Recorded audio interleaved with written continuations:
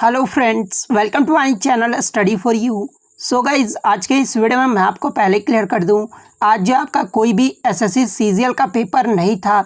बस मैं ये वीडियो उन बच्चों के लिए लेकर आया हूं जिनका आगे आने वाले शिफ्टों में जो है एसएससी सीजीएल का एग्ज़ाम होने वाला है। और मैं आपको 100% ये गारंटी देता हूं कि आपके एसएससी सीजीएल के एग्ज़ाम में इसी प्रकार से प्रश्न पूछे जा रहे हैं। तो जिन भी कैंडिडेट्स का आगे आने वाले शिफ्टों में एसएससी सीजीएल का एग्ज़ाम होने वाला है वो इस वीडियो को जो है लास्ट तक ज़रूर देखेगा।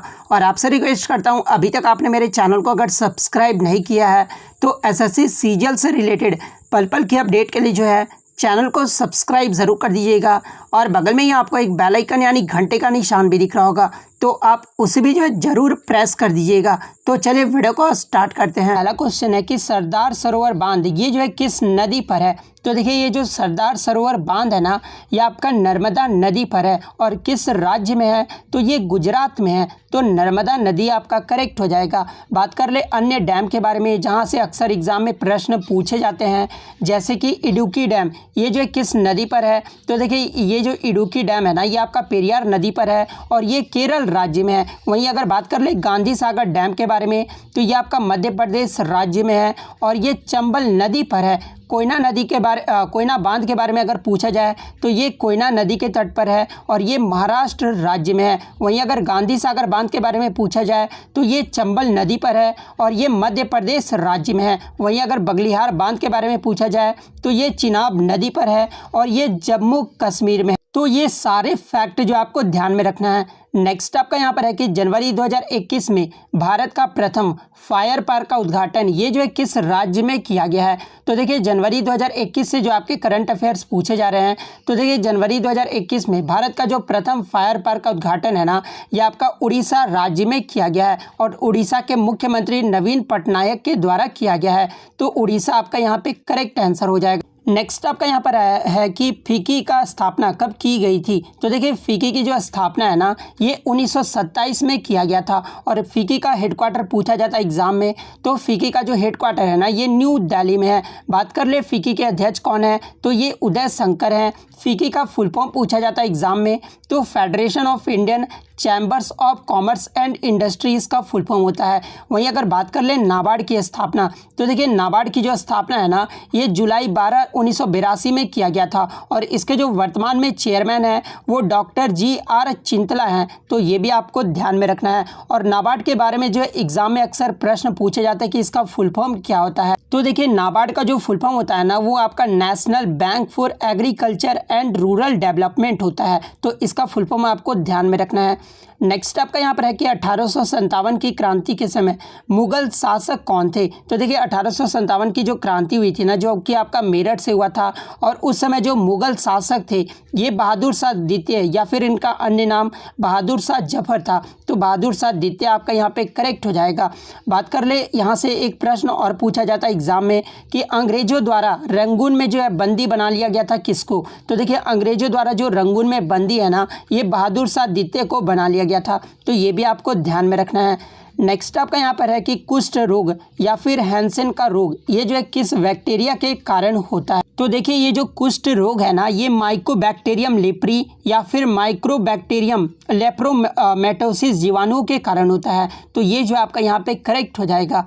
नेक्स्ट आपका यहाँ पर है कि सेल इज डिस्कवर्ड बाय यानी कोशिका की खोज ये जो है किसने की थी। तो देखिए, कोशिका की जो खोज है ना, ये रॉबर्ट हुक ने किया था। और कब किए थे, तो 1665 ईस्वी में किए थे। तो रॉबर्ट हुक आपका यहाँ पे करेक्ट हो जाएगा। यहाँ से एग्जाम में प्रश्न पूछा जाता है कि रॉबर्ट हुक ने 1665 में किसमें जो है मृत कोशिका की खोज की थी। तो देखिए, मृत कोशिका की जो खोज है ना, ये बोतल के कॉर्क के पतले टुकड़ों को कंपाउंड माइक्रोस्कोप के नीचे रखकर देखा, तो उनमें जो हजारों छोटे छिद्र जो है वो नजर आए, जिसको जो है कोशिका कहा गया। तो बोतल के कॉर्क आपका अगर पूछा जाए कि किसमें मृत कोशिका की खोज की थी, तो बोतल के कॉर्क में जो है ये जो है खोज किए थे। वहीं अगर पूछा जाए कि सर्वप्रथम जीवित कोशिका की खोज किसने की थी, तो देखिए, सर्वप्रथम जीवित कोशिका की जो खोज है ना, ये एंटोनी वॉन ल्यूएनहॉक के द्वारा किया गया था। और इन्होंने कब किया था जीवित कोशिका की खोज, तो 1674 में किए थे। तो ये भी आपको ध्यान में रखना है। नेक्स्ट आपका यहाँ पर है कि भारत में सूरजमुखी यानी सनफ्लावर का सर्वाधिक उत्पादन ये जो है किस राज्य में होता है। तो देखिए भारत में सूरजमुखी का जो सर्वाधिक उत्पादन है ना ये आपका कर्नाटक राज्य में होता है। तो कर्नाटक आपका यहाँ पे करेक्ट हो जाएगा। बात कर ले गन्ने का उत्पादन सबसे ज़्यादा कहाँ पर होता है। तो देखिए गन्ने का अगर पूछा जाए ना तो ये आपका उत्तर प्रदेश में होता है। अगर गेहूँ का भी पूछा जाए तो गेहूँ में भी जो आपका उत्तर प्रदेश में होता है। लेकिन अगर चावल का पूछा जाए कि चावल का सबसे ज़्यादा उत्पादन कहाँ पर होता है तो ये आपका पश्चिम बंगाल में होता है। तो ये फैक्ट भी आपको ध्यान में रखना है। नेक्स्ट आपका यहाँ पर है कि मैनीटोम्बी सिंह जिनका अगस्त 2020 में निधन हो गया है वो किस खेल से संबंधित थे। तो देखिए मैनीटोम्बी जो सिंह जो थे ना जिनका हाल ही में अगस्त 2020 में निधन हो गया था और वो जो है फुटबॉल से संबंधित थे और ये जो है मोहन बगान क्लब से भी खेलते थे। और 2002 में जो आपका एलजी कप हुआ था ना भारत में जो कि वियतनाम में हुआ था उसमें जो है ये भारत के खिलाड़ी भी रहे थे। तो फुटबॉल जो है आपका यहाँ पे करेक्ट आंसर हो जाएगा। नेक्स्ट आपका यहाँ पर है कि UNFPA यानी यूनाइटेड नेशंस पॉपुलेशन फंड जिसको हिंदी में संयुक्त राष्ट्र जनसंख्या कोष कहा जाता है, जनसंख्या कोष द्वारा 2020 में संस्थागत श्रेणी के लिए UN पॉपुलेशन अवार्ड यानी संयुक्त राष्ट्र जनसंख्या पुरस्कार ये जो है किसको दिया गया है। तो देखिए ये जो संयुक्त राष्ट्र जनसंख्या कोष द्वारा 2020 में जो संस्थागत श्रेणी के लिए जो है ये हेल्प एज इंडिया को जो है ये पुरस्कार दिया गया है। तो हेल्प एज इंडिया आपका यहाँ पे करेक्ट हो जाएगा। नेक्स्ट आपका यहाँ पर है कि केरल में 1959 में जो है राष्ट्रपति शासन ये जो है किस अनुच्छेद के तहत लगा था। तो देखिए राष्ट्रपति जो शासन लगता है ना ये अनुच्छेद 356 के तहत लगता है। तो अनुच्छेद 356 आपका यहाँ पे करेक्ट हो जाएगा। देखिए अनुच्छेद 356 क्या बताता है। तो केंद्र के संघीय सरकार को राज्य में संवैधानिक तंत्र की विफलता या फिर संविधान के स्पष्ट उल्लंघन की दशा में जो है उस राज्य सरकार को बर्खास्त कर उस राज्य में राष्ट्रपति शासन लागू करने का अधिकार देता है। वहीं अगर अनुच्छेद 360 की बात कर लें तो राष्ट्रपति को वित्तीय आपातकाल लागू करने का अधिकार दिया गया है। राष्ट्रीय आपात जो है ये किस अनुच्छेद में दिया गया है। तो ये 352 अनुच्छेद में दिया गया है। तो ये फैक्ट भी आपको ध्यान में रखना है। नेक्स्ट आपका यहाँ पर है कि राज्य लोक सेवा आयोग के अध्यक्ष का कार्यकाल ये जो है कितने वर्षों का होता है। तो देखिए राज्य लोक सेवा आयोग के अध्यक्ष का जो कार्यकाल है ना ये 6 वर्ष या 62 वर्ष की उम्र तक जो भी पहले पूरे हो जाए ना वो जो है इनका कार्यकाल होता है। वहीं अगर मैं बात कर लूँ संघ लोक सेवा आयोग के बारे में तो यूपीएससी चेयरमैन का जो कार्यकाल होता है ना वो 6 वर्ष होता है या फिर 65 वर्ष जो भी पहले हो जाए वो जो है यूपीएससी का कार्यकाल होता है। यूपीएससी के वर्तमान में चेयरमैन कौन है। तो ये प्रदीप कुमार जोशी हैं। तो ये भी आपको ध्यान में रखना है। नेक्स्ट आपका यहाँ पर है कि झारखंड में कौन सा जलप्रपात है। तो देखिए झारखंड में जो आपका हुंड्रू जलप्रपात है जो कि रांची में है। तो हुंड्रू फॉल जो है आपका यहाँ पे करेक्ट आंसर हो जाएगा। कभी कभी एग्जाम में पूछा जाता है कि हुंड्रू फॉल जो है ये किस नदी पर है। तो ये स्वर्ण रेखा नदी पर है। तो ये भी आपको ध्यान में रखना है। चूलिया वाटरफॉल यानी चूलिया जलप्रपात ये जो है किस राज्य में है।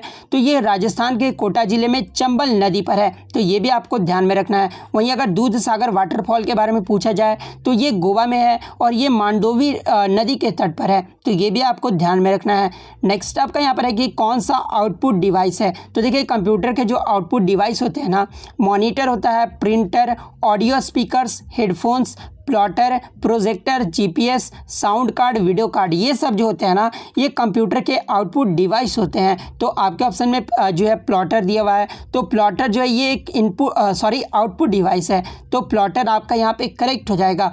बात कर ले इनपुट डिवाइस कौन कौन से होते हैं। तो देखिए इनपुट डिवाइस जो है ना ये आपके कीबोर्ड होते हैं, माउस होते हैं, joystick, track ball, light pen, touch screen, digital camera ये सब जो होते हैं आपके कंप्यूटर के इनपुट डिवाइस होते हैं। तो ये सारे फैक्ट आपको ध्यान में रखना है।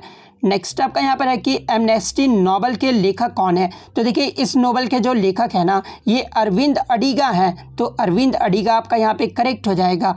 नेक्स्ट आपका यहाँ पर है कि उबंटू ये जो है क्या है। तो देखिए उबंटू जो है ये एक free and open source software है। तो free and open source software आपका करेक्ट हो जाएगा। और ये जो उबंटू है ना ये आपका लिनक्स ऑपरेटिंग सिस्टम के अंतर्गत आता है। वहीं अगर बात कर ले कौन सा मेला गुजरात में लगता है। तो देखिए ये जो माधवपुर मेला है ना ये आपका गुजरात राज्य में लगता है। नेक्स्ट आपका यहाँ पर है कि फोडोंग मोनेस्ट्री यानी फोडोंग मठ जो है ये किस राज्य में है। तो देखिए फोडोंग जो मोनेस्ट्री है ना ये आपका सिक्किम राज्य में है, जो कि बौद्ध मठ है। तो सिक्किम जो आपका यहाँ पे करेक्ट हो जाएगा।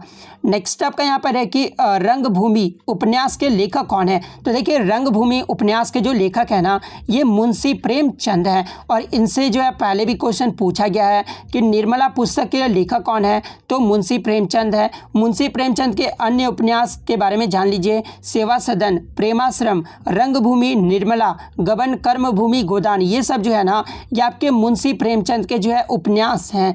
नेक्स्ट आपका यहाँ पर है कि बाबर ने मुगल वंश की स्थापना ये जो है कब की थी। तो देखिए बाबर के द्वारा मुगल वंश की जो स्थापना है ना ये आपका 20 अप्रैल 1526 को किया गया था। तो 20 अप्रैल 1526 आपका करेक्ट हो जाएगा। बात कर लें इनका शासनकाल कब से कब तक रहा था, तो 1526 से लेकर जो है 1530 तक रहा था। तो ये आपको ध्यान में रखना है। एग्जाम में पूछा जाता है कि अंतिम मुगल शासक कौन था। तो देखिए अंतिम मुगल शासक जो है ये बहादुर शाह द्वितीय या फिर बहादुर शाह जफर, इन्हीं का नाम है। तो ये भी आपको ध्यान में रखना है। अब बहुत सारे एग्जाम में जो है मुगल वंश का जो है काल क्रम पूछा जाता है। तो देखिए सबसे पहले जो काल रहा था ना वो बाबर का रहा था, कब से कब तक, तो 1526 से 30 तक रहा था। उसके बाद हुमायूं का रहा था 1530 से 1556 तक। उसके बाद अकबर का 1556 से 1605 तक। उसके बाद जहांगीर का 1605 से 1627 तक। उसके बाद शाहजहां का, औरंगजेब का, फिर बहादुर शाह द्वितीय का रहा था, जो कि मुगल वंश के अंतिम शासक थे। नेक्स्ट आपका यहाँ पर है कि कौन सा अनुच्छेद उपबंध करता है कि भारत का एक उपराष्ट्रपति होगा। तो देखिए ये जो आपका अनुच्छेद 63 है ना ये जो आपका उपबंध करता है कि भारत का जो है एक उपराष्ट्रपति होगा। तो आर्टिकल 63 आपका करेक्ट हो जाएगा। बात कर ले राष्ट्रपति पद का अनुच्छेद किस में वर्णित है, तो ये 52 में है। राष्ट्रपति निर्वाचन का जो है पूछा जाए तो ये आर्टिकल 54 में है। राष्ट्रपति का शपथ ये जो किस अनुच्छेद में है, तो आर्टिकल 60 में है। राष्ट्रपति की कार्यकारी शक्ति ये जो आपका आर्टिकल 53 में है। तो ये सारे फैक्ट जो आपको ध्यान में रखना है। नेक्स्ट आपका यहाँ पर है कि भूकंप के कारण उत्पन्न तरंगों को क्या कहते हैं। तो देखिए भूकंप के कारण जो उत्पन्न तरंगे होती है ना उसे सैस्मिक वेव कहा जाता है। तो सैस्मिक वेव आपका यहाँ पे करेक्ट हो जाएगा। नेक्स्ट आपका यहाँ पर है कि अजंता गुफा में कुल कितने मंदिर या फिर मठ हैं। तो देखिए अजंता गुफा में जो है कुल 30 मठ या फिर मंदिर हैं। तो 30 जो आपका यहाँ पे करेक्ट हो जाएगा। बात कर ले इसे जो है यूनेस्को वर्ल्ड हेरिटेज में कब शामिल किया गया था। तो देखिए अजंता की गुफा को जो है ना 1983 में यूनेस्को वर्ल्ड हेरिटेज में सम्मिलित किया गया था। तो ये भी आपको ध्यान में रखना है। और यहाँ से एक प्रश्न और आपका पूछा जाता है, अजंता गुफा में किस प्रकार का चित्रण किया गया है। तो देखिए अजंता गुफा में जो है ये मूरल या फिर भित्तिचित्र कला का जो है या फिर इसे टेम्परा भी कहा जाता है। तो इन सब प्रकार का जो है चित्रण किया गया है। तो और ये मूरल होता क्या है, तो ऐसा चित्र जो दीवार पर बनाया गया हो।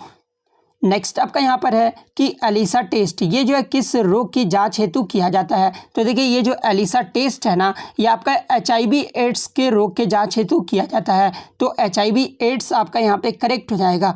नेक्स्ट आपका यहाँ पर है जो कि आपको कमेंट बॉक्स में जवाब देना है, जो कि आज आपका लास्ट क्वेश्चन है।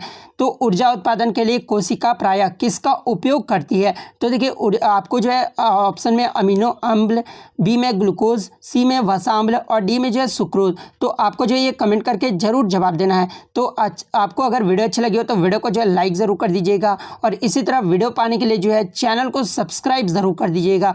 तो मिलता है नेक्स्ट वीडियो, तब तक थैंक यू ऑल।